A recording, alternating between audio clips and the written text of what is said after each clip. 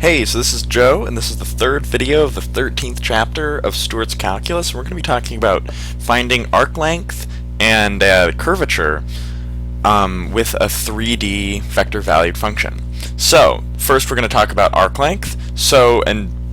This formula doesn't vary too much from other arc length formulas we've seen in 2 dimensions,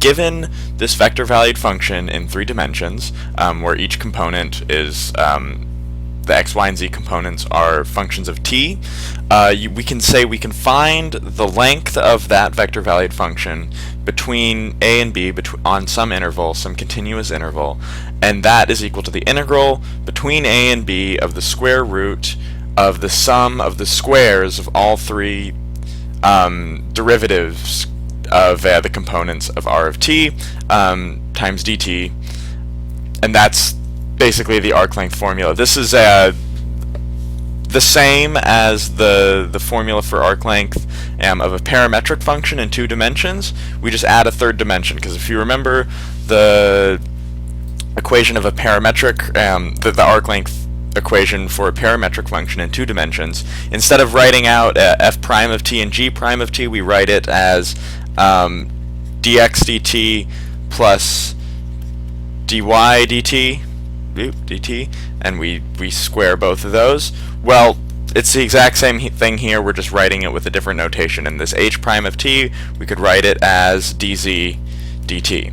And so, bearing in mind this equation, and bearing in mind finding the magnitude of a vector or vector value function, we can write out this expression in a little bit more of a simpler notation by saying that the length of a curve between a and b is equal to the integral between a and b of the magnitude of the derivative of the position equation, or whatever curve we're dealing with, integrated with respect to dt.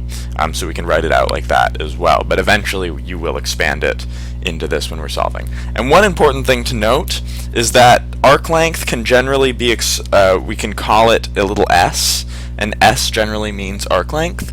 And later on in multivariable calculus, namely towards the end of the integral portion of multivariable calculus, when you start doing line integrals, we will integrate with respect to, and also take derivatives sometimes with respect to, arc length. And so when you see something with an s in it, that s means arc length, and that's just something to kind of bear in mind moving through calculus later on. So arc length isn't terribly complicated, as you can see. We just have this one formula. So now we're going to move on to talking about the curvature of a function. And this should be a sort of new concept, because we didn't even really have to deal with this in single variable calculus. Alright, so in 2 dimensions, when we want to describe the curvature of a curve, in other words, how curvy it is, or what the slope is over a certain section, or at an instantaneous point on a curve, we'll just use the derivative. And we take the derivative at a certain point, and we have a good idea of what the slope of that function is then, and basically how steep the curve is, how much it's changing at that point, etc. However, in 3 dimensions, when we take the derivative of a vector valued function at a certain point of t, and find that vector, that the vector just intuitively doesn't tell us that much information about the curvature of the curve at that point, or a set of points. So, because of that, and we can see this right here, we can take the tangent unit vector of a function at a point, and that tangent unit vector is expressed as this by this capital T right there, and the tangent unit vector is kind of analogous to the derivative of a 2-dimensional function, just because this tangent unit vector, all it does is tells us the direction of the tangent line at some point tangent to this curve. And when we take this at a certain point of t, it doesn't intuitively give us that much information, and we see that this is equal to, as most unit vectors are, it's the derivative of our position equation right here, or whatever curve we're dealing with, over the magnitude of that derivative right here. And when we plug in for a certain value of t, we'll get a vector with numbers in it, but it doesn't tell us much about the curvature intuitively. So we have this other thing that we can measure, that we can take for a function, and it's actually just called the curvature. And the curvature, and it's a number, it's not a vector. And the curvature is expressed by this little k-looking thing. And what it is it is the absolute value of the derivative of the tangent unit vector, so d capital T, over the derivative of the arc length. And so just intuitively we can get an idea of what this is when let's draw out our coordinate axes, and we have some function that looks something like this. And so it's curviest right around here, right? The curve is harshest. And so a big value for the k, a large value, that's going to indicate a harsh curviness, a harsh curvature. And right here, where the curviness is pretty smooth, or not smooth, but level, you're going to get a lower value for this number. And we kind of can intuitively feel this out by analyzing this kind of intuitively. So we have our tangent unit vector, and the tangent unit vector will give us a slope, right? It'll sort of give us a direction of a vector tangent to the curve.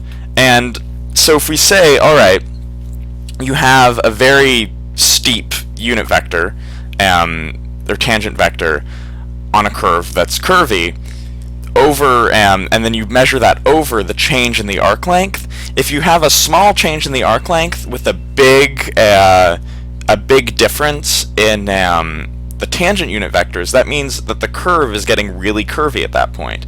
And if the tangent unit vectors aren't changing that much over a period of arc length, then that means that the curviness isn't too bad.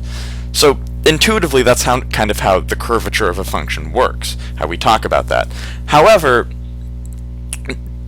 taking things with respect to arc length is very tricky algebraically. It gives us some very messy algebra, and sometimes in terms of actually doing that algebra, doing the calculus, just never works. So we have a couple other ways of expressing this k, and there's a proof for it in your book, but really there are just two main ways that we're going to express the curvature. We've got the sort of base way, its definition right here, but we can also express it as the magnitude of the unit tangent vector, the derivative of the unit tangent vector, over the magnitude of the derivative of the curve itself. That's one way of expressing it. And the other way of expressing it, that's actually probably the easiest algebraically, is the cross product between the first derivative of the curve and the second derivative of the curve, and that's the magnitude of that cross product, over the magnitude of the derivative of the curve cubed. And so this is probably going to end up being the way that we most often will express the curvature of a function. And remember, this will all just end up being a number, right? Okay, good. So that is all we have for curvature, and we're going to do a sample problem for that later. Now let's move on to talking about certain special vectors that we deal with 3D functions. So when we're dealing with a 2D function, there are really only two lines that we deal with that are special with curves. We've got the tangent line, we know what that is, and the normal line, which is perpendicular to the tangent line. Well, those two, we talk about them as vectors here. Those two vectors still apply in 3 dimensions. We have a tangent vector, which lies tangent to a graph like this, and we're going to be using this 3-dimensional vector-valued function described up here. And this is the tangent vector, but the unit tangent vector, which is expressed by a t like this, that's a unit vector, so it starts at the origin, but the direction is parallel to this tangent vector right here. And so whenever we talk about a tangent vector, we're going to be talking about the unit tangent vector, because then we can just plug that in for our equation to describe a line in 3 dimensions, and we'd find the tangent line. But so unit tangent vector, but I'm going to be drawing the tangent vector right here. The unit tangent vector is just going to be parallel and starting at the origin. And then our normal vector right here is going to be perpendicular to that tangent vector. But now in 3 dimensions, we have another special vector, and that's called the binormal vector. And the binormal vector is the vector that is perpendicular. Oh, sorry, I moved that right there. It's the vector that's perpendicular to both the tangent and the normal vector. And you can have two right here. You can have the positive version and the negative version. And that binormal vector is expressed as a b, and the normal vector is a capital N, like that. And so, as you might guess, the binormal vector is the cross product between the tangent and the normal vector, because I talked about that earlier as one of the special applications for the cross product. Is the result of the cross product is going to be perpendicular to both of the vectors that you're taking the cross product of. So I'm going to kind of write this out in a more organized way on the next screen and give you more explicit formulas for finding each of these three vectors. But the binormal vector later on in this course will end up being pretty important, and something that, especially in physics and engineering, is useful to know in terms of being able to solve. Alright, so here are the formula for the three important vectors that you need to be able to find for any point on a curve. And so we've already talked about the unit tangent vector, and that's the derivative of the curve you're dealing with over the magnitude of that derivative. The normal vector, predictably enough I guess, is going to be our tangent vector, the derivative of our tangent vector over the magnitude of that derivative. And then our binormal vector, as I indicated graphically earlier, is the cross product of those two vectors. So that's it for talking about curvature and arc length in this video. I hope that helped you. And so now we're going to solve a couple practice problems using these concepts. Alright, so first we're going to do a pretty simple arc length problem, and this is going to be number 2 on page 884 in your book. And given this vector valued function right here, we need to find the arc length between t is 0 and 1. So we're going to get our formula. We have L is going to be equal to 0, 1, the integral between 0 and 1 of f prime of t squared plus g prime of t squared plus h prime of t squared. And that's all that under the radical with respect to t. So none of these are very difficult in terms of differentiating. So derivative of this is 2, so that's going to be 2 squared plus, and then g prime, that's the derivative of t squared is 2t, so 2t squared is going to be, well, we can just write that out, 2t squared plus the derivative of this, 1/3 t cubed, move the 3 over, that's a 1, and this exponent becomes a 2, so that's going to be t squared squared dt, and then we bring down our integrand, and we have 4 plus 4t squared plus t to the 4th, and we can factor this. That expression is factorable, so we can take it out from under the radical. So the integral between 0 and 1, and when we factor that, that's going to be t squared plus 2. I think you can all see how we got that. And so now that's a squared under the radical, we can just take it out from under the radical, and we'll get the integral between 0 and 1 of t squared plus 2 dt. Now we integrate that, and we're going to get a t cubed over 3 plus a 2t, and we take that between 0 and 1, and that will end up being a third plus 2, and the rest will become 0, and that is equal to 7 thirds, and that is the arc length. So that's a pretty simple problem, and really the only thing that makes them more difficult is having a vector valued function with components that are more difficult to differentiate. So now let's move on to a curvature problem. Alright, so now we're going to do number 21 on the same page, and it asks us to find the general expression for the curvature of this function. And so the general expression is going to be some function of t.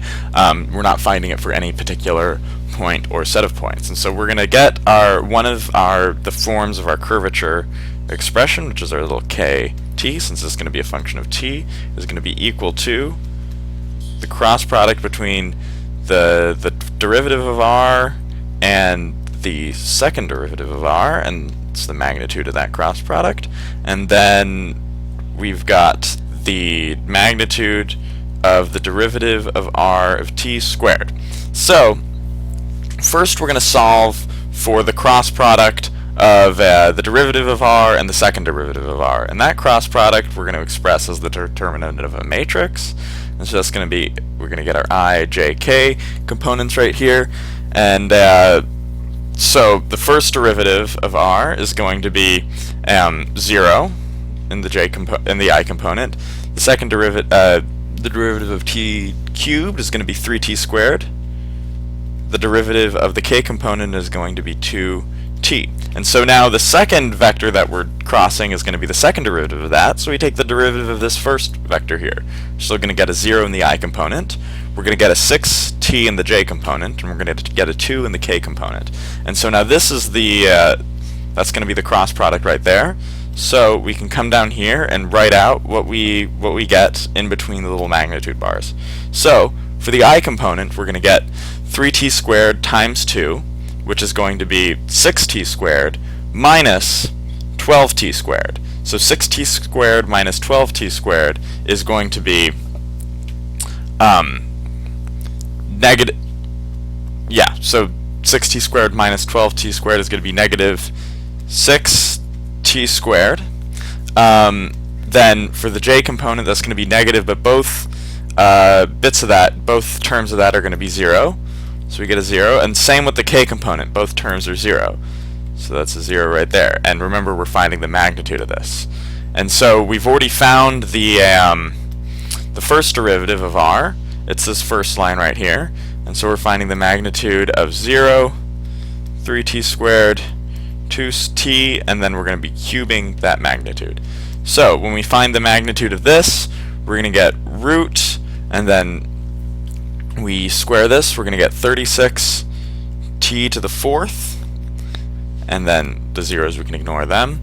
And then we find the magnitude of that, and we get under the radical, we will get a 9t to the 4th plus 4t squared, and then all this is going to be cubed. And so now we can do some simplifying.